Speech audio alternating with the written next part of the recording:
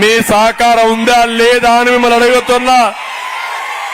ఏం తమలో కరెంటు ఛార్జీలు పెరిగాయా లేదా? ఎన్నిసార్లు పెరిగాయి? 9 సార్లు పెరిగాయా లేదా? నేను వస్తే కరెంటు ఛార్జీలు పెరగవు, కరెంటు కోతలుండవు. మీరే కరెంటు ఉత్పత్తి చేసుకునే స్వేచ్ఛ ఇస్తా. ప్రతి పొలంలో మీరు కరెంటు ఉత్పత్తి చేస్తారు, ఇంటి పైన కరెంటు తయారు చేసుకుంటారు. మీరు వాడుకున్న కరెంటు మిగులు కరెంటు గ్రిడ్కి ఇస్తే కొనుక్కొని డబ్బులు ఇస్తా మీకు. అది నా తెలివితేటలు, సైకో తెలివితేటలు. జలగమారుగా మీ రక్తాన్ని తాగేయడమే ఆయన పని. ఏది కావాలో తమ్ముళ్ళు అని మిమ్మల్ని అడుగుతున్నా నేను. ఆర్టీసీ రేట్లు పెరిగాయా లేదా? చెత్త మీద పన్నేశాడా లేదా? నేను వస్తానే చెత్త మీద పన్ను రద్దు చేస్తా. మళ్ళా ఇతను వస్తే జుట్టు పన్నేస్తాడు, గాలి మీద పన్నేస్తాడు.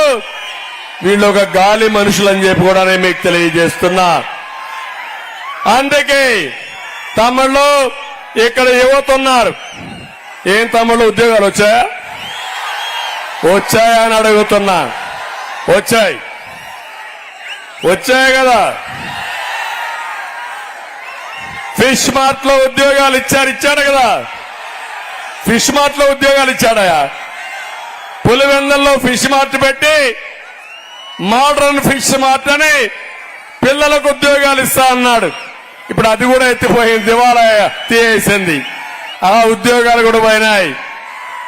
ఈయనిచ్చింది వాలంటీర్ ఉద్యోగం, నేనిచ్చింది ఐటీ ఉద్యోగం.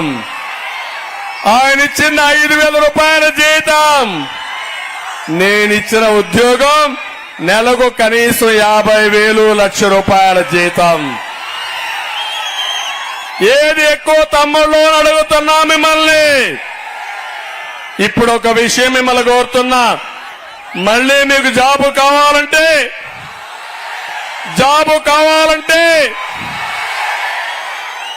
నమ్మకమేనా మీకు?